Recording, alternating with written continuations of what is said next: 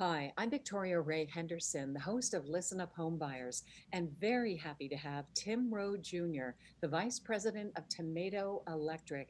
He has 16 years in the trade, and Tomato Electric serves homeowners all around the Maryland, D.C., and Northern Virginia area. They specialize in residential and some commercial electrical work, but they do new homes, renovations, rewiring, they do entire houses. Additions, they even will change a light bulb and do some repair work. So, Tim, thank you so much for joining me on Listen Up Homebuyers. It is such a pleasure to have you. Thanks for having me. I'm going to just dive in and ask you to give us a general overview. When people are coming up to a home, what is it that they should be looking for or looking out for in terms of electrical? So it's kind of you would want to look at the main source is your electrical panel. That's kind of the heart of the home, what we call the heart of your electric. That's where everything's coming from and feeding out to all of your circuits throughout your house. So that's kind of the main point. See what condition it's in, if it has stickers or labels showing that it's been permitted, properly inspected. Um, you want to look for frayed wires or just something that it doesn't look. There's new homes and there's older homes with uh, different types of panels, meters. That doesn't really matter so much. It's more the condition that it's in. So you just want to take note of the wires and if they look newer, older, and that's kind of hard for some people to even know right offhand. Yeah, including me, I will be honest. Right. I mean, I have a basic understanding because I've been on a lot of home inspections. So let's start at the beginning. I Mhm. go up to a house and I see the main power source that comes from the electrical service, and here it would be Pepco, BG&E, Dominion in Virginia. So Yep. you're talking about that exterior wire. Where does the electric company, the public service electric company begin, and your house electric, begin? Where? How do I know which is which? So there's two different applications. One would be an overhead wire coming from either a pole or something overhead, um, and the other is underground. So you're looking for either a wire up top connecting to your house to what's called a point of attachment, or an underground pipe coming up to the meter base itself. You might not see any exposed wires itself, but that's where your power source starts. Okay. Um, yeah. And so that shouldn't be frayed, obviously. And I have seen it look really tattered and pulled away. Is that the power company's problem or is that the homeowner's problem? So most uh, most power companies will say anything up to the point of attachment, from the street to the point of attachment, is their responsibility. Anything from the point of attachment touching the house, on the house, the meter base, the wire, everything else is the homeowner's responsibility. So that's another thing a lot of people don't understand is they see Pepco's supplying this meter on my house and they're charging me to pay for electric, but they don't realize that that's actually your responsibility, and you have to hire an electrician to take care of any issues that might result in needing to be fixed. Okay. Okay, so now I'm going into a house and I'm thinking about houses when I'm touring with clients. And I'm walking in and I'm seeing outlets all around me. And I know what a GFCI looks like, and I want you to tell us what that is. And I also can tell, most people can tell, when there's been some electrical work. So walk me through what would be a red flag or what are red flags for you when you're going into a home. What is it that you're looking for? So a lot of the times you can kind of glance through your outlets, the receptacles on the wall. Some are the older style is the two-prong receptacle. They don't have that extra grounding receptacle or that spot for the ground. Um, so that's something that wants to be possibly addressed. Mhm. Um, And tell me why. Just give everyone the information. Why would it matter to have something grounded? So the ground is an extra protection that if there was an issue with the circuit, it's going to automatically trip that breaker that's back at your main electrical panel. Without that ground, there's no real path for electric to go back to the panel to say trip the breaker, and it could result in dangerous circumstances. Yeah. So you could get electric shock. You could Hmm. fry a computer. Yep, Have one of those explosive kind of moments. exactly. Yep. Okay. Or Okay. damage equipment. Yes. And why are GFCIs important in kitchens and bathrooms? So GFIs are really meant to have that extra sort of quick trip protection. So if there was a fault to ground, it's gonna trip faster than a breaker would, and it's more meant for unfinished spaces, garages, unfinished basements, crawl spaces, attics. And then around water sources, you have your sinks in your kitchen and bathrooms. Um, Wet bars, anything like that should be, any countertop receptacle should be GFI protected, and any unfinished area should be GFI protected. And so if I'm in my kitchen and theoretically I, have a sink full of dishes and I drop the toaster in the sink, Mm-hmm. chances are It's good. gonna, Yeah. yeah, it should trip that GFI. If the GFI is functional, it should trip that GFI instantly before you even feel anything. And that really comes to be very, very important for women in bathrooms when they're using blow dryers and things like that that could slip into a sink when it's wet or when there's water Right, in it. Yeah. Okay, tell me about some other things that I would be looking for in a home. right. I would say trying to identify what kind of wiring you have in your home, whether it's aluminum or Romex, which is like a PVC coated outer jacket. That's the newer kind of wire. In older homes, you have BX, which is an armored cable, which some have well, the BX, they use the ground, the outer jacket is the actual ground to that. So there's not an actual wire for the ground. So a lot of times we may want to even replace that depending on the conditions. There's different types of BX. Some has the cloth insulation inside of it, which can deteriorate and become brittle over time. So that's something you definitely want to have someone look at. There's also cloth Go ahead. I'm sorry. There's also cloth wiring, which is more of a kind of a cloth outer jacket instead of a PVC. It looks like Romex, but it's a cloth jacket. And the same thing, it kind of deteriorates over time, and it's flagged as one of those potential fire hazard issues. Are there certain time periods when these things were used in construction? Like in the 60s, we could have expected to find this. In the 70s, this. Yeah, I would say so. Cloth wiring. I don't know the exact time frames, but definitely like the 30s to the 60s was the time frame of BX and cloth wiring. So some of the cloth wiring doesn't have a ground in it. Some of it has a undersized ground. So it's kind of just, if you notice that it's not newer wiring, I would say call an electrician to at least look at your main panel. You can tell a lot from a panel as far as how the house is wired, if the breakers are properly fused, what kind of wires in it, and just get an overall general sense of safety looking at the panel. Okay, so when I walk up to a panel in a house and I open it, I Mhm. typically see just a lot of slots with switches, Yep, I see breakers. wires, breakers, and I see wires coming out of the top. Right. Um, what am I looking at, and what would I be looking for that would be red flags in that situation? So, so I would say panels with, uh, well, today's code, you're supposed to have a main breaker in your panel to shut off your whole house with one switch. That's common practice now that we can't install anything different.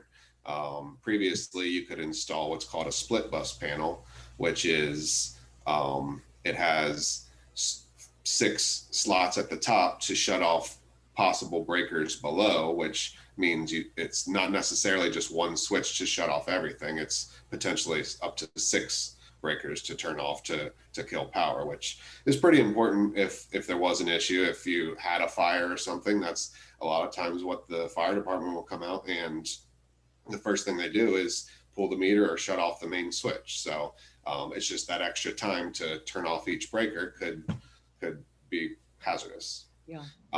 So as far as what you're looking at the panel, you have some are old fuses where you have the screw-in fuses. That's obviously outdated and should be looked at, replaced.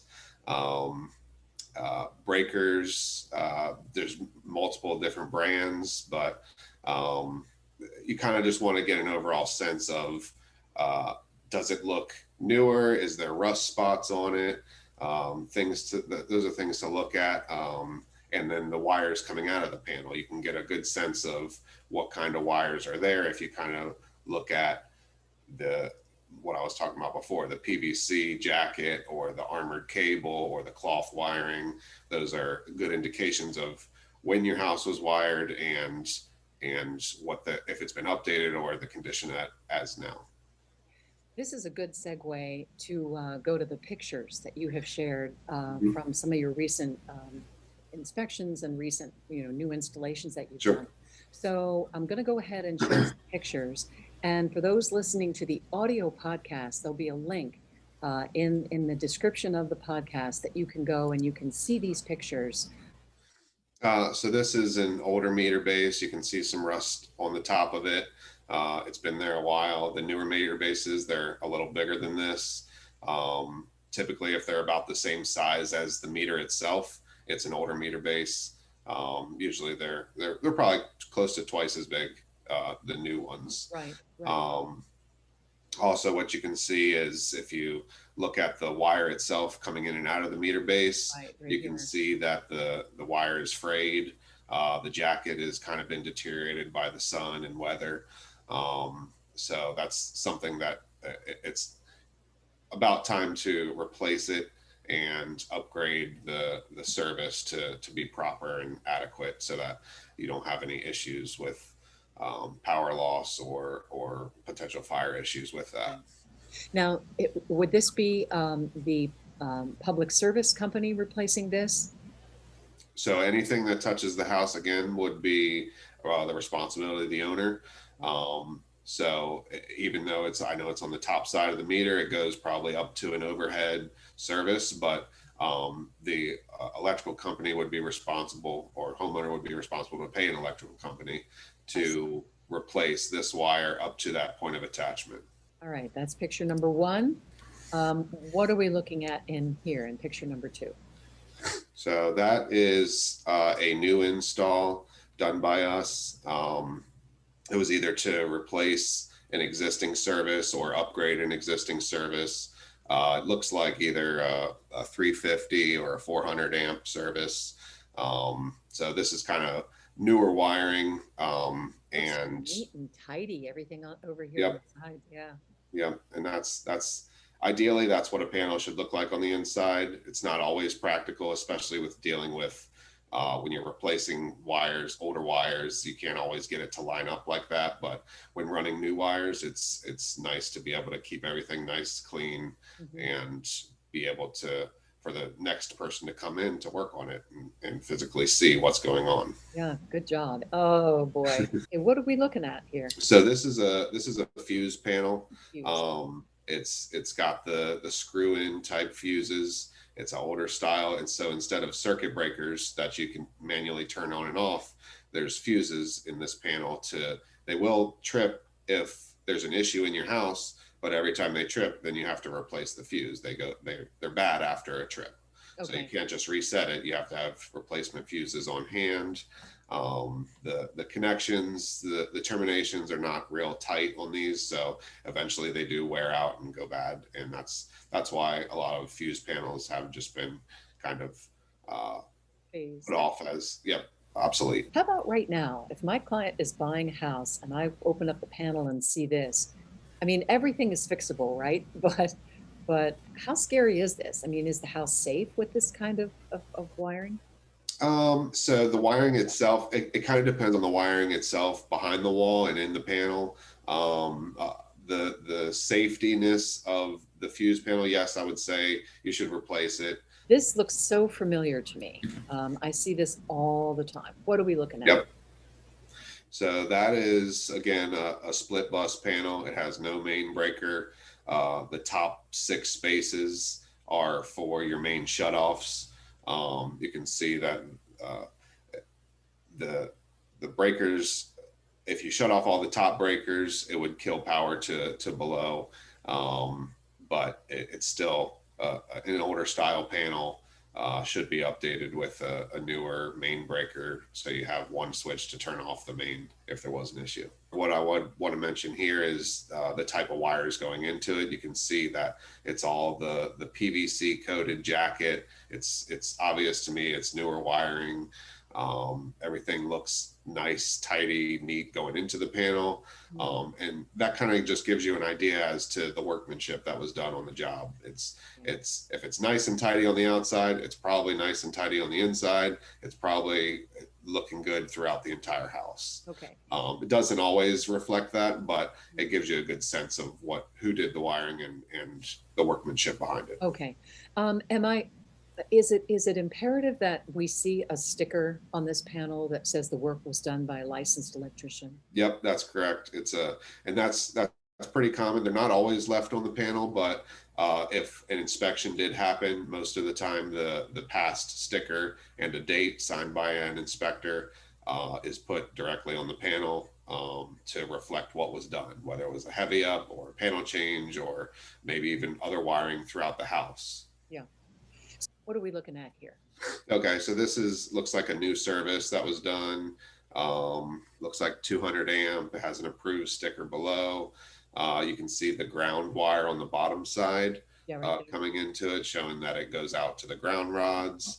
The newer SE cable. So that's kind of what you want to look for is the bottom wire coming into the panel that feeds your main panel. That's SE cable, and that's kind of what it should look like, not the frayed stuff that we saw previously. Right.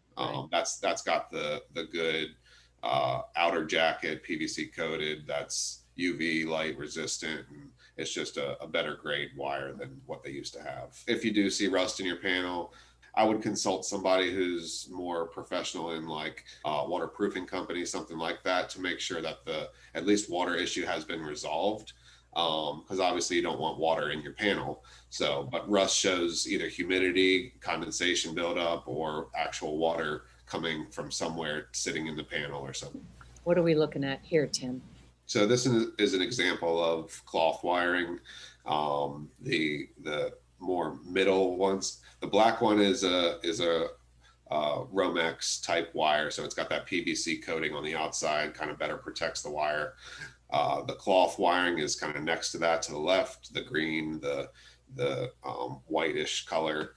That's all cloth. Yep. And you can see it's kind of under that staple. It's just deteriorated from either moving back and forth, or so it's just the outer jacket is deteriorating away. If you're doing kitchen remodels or bath remodels, try to get rid of any of that old wiring that you can while it's open. That's the easiest time to get rid of it. Tim and I just went through some really, really valuable pictures for anybody who wants to better understand electrical wiring in the house. So if you're listening to the podcast, I'll provide a link to the video so you can see those pictures. And Tim, you did a great job covering that. But I have a few more questions for you. Sure. I've been in homes, particularly it seems like in Annapolis, where there is a lot of aluminum wiring. Can you talk to me about that? So aluminum wiring is a potential hazard. Well, what companies used to do would be they ran the wire throughout your whole house, so it would go from plug to plug to plug to switch to light. And receptacles aren't rated to have an aluminum wire terminated on them. So there's a couple ways to fix it. Again, you could replace the wiring throughout your house as needed. Use special wire nuts that you can put aluminum to copper wire nuts and have a tail come out to properly put a copper wire on the receptacle.